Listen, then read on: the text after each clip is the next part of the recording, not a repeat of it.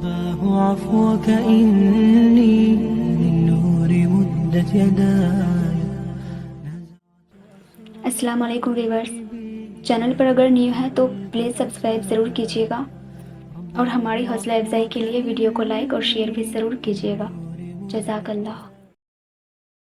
وہ جو عیب دیکھ کر بھی نفرت نہیں کرتا، وہ جو خطاؤں پر بھی پکڑ نہیں کرتا، وہ جو نافرمانیوں پر بھی دعائیں رد نہیں کرتا، جو بندوں کے سسکیوں کا بھی ساتھی ہے، وہ جس کا ہونا تنہائی میں بھی کافی ہے، جس کی محبت ہر محبت کے آگے ناقص ہے، وہ جسے منانے کے لیے ایک ندامت کی آنسو ہی کافی ہے، وہ جو ہمیشہ سے باقی ہے، وہی اللہ ہے اور وہی سچی محبت.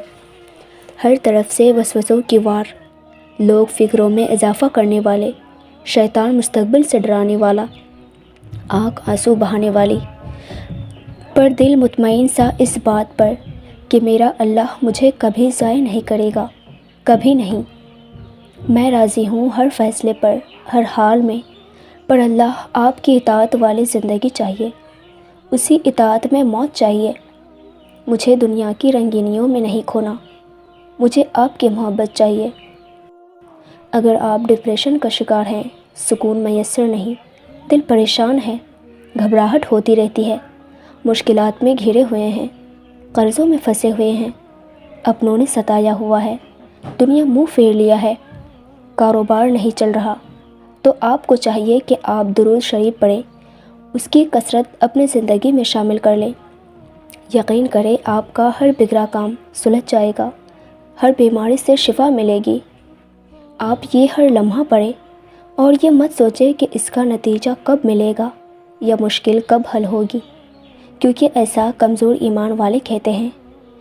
آپ یہ اپنی نبی کریم صلی اللہ علیہ وسلم کو نذرانہ پیش کرتے رہیں، دیکھنا آپ کی ہر مشکل حل ہو جائیں گی انشاءاللہ.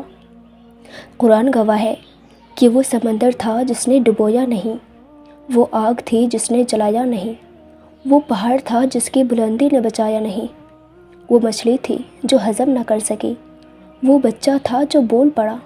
سوئے ہوئے لوگ 300 سال بعد اٹھ گئے، چاند کے ٹکڑے ہو گئے.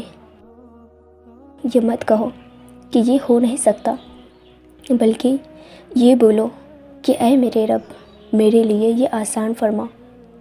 حضرت یعقوب علیہ السلام کا کبھی منظر تصور کیا ہے؟ جب حضرت یوسف علیہ السلام کو دیکھا ہوگا تو کیسا محسوس کیا ہوگا؟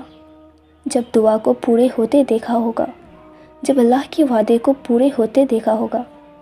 یہ جو معجزے ہوتے ہیں نا، یہ یقین والوں کے لیے ہوتے ہیں، جو تڑپ رکھتے ہیں اپنی دعاؤں میں، جو شدت رکھتے ہیں اپنی دعاؤں میں.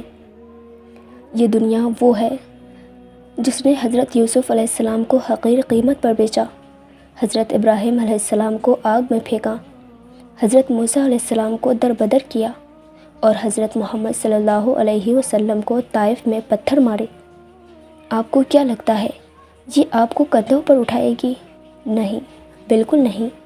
لہٰذا اس دنیا سے اور دنیا والوں سے امیدیں مت وابستہ کریں. یقین کریں اگر دنیا سے بے رغبت ہو گئے تو آپ کے آدھے سے زیادہ غم ختم ہو جائیں گے. ویورز، ویڈیو اچھی لگی ہو تو مجھے لائک اینڈ کمنٹ کر کے ضرور بتائیے گا، اور اسی طرح کی اسلامک موٹیویشن کے لیے ہمارے چینل کو بھی ضرور سبسکرائب کیجیے گا. جزاک اللہ. عفوك إني من نور مدت يداي.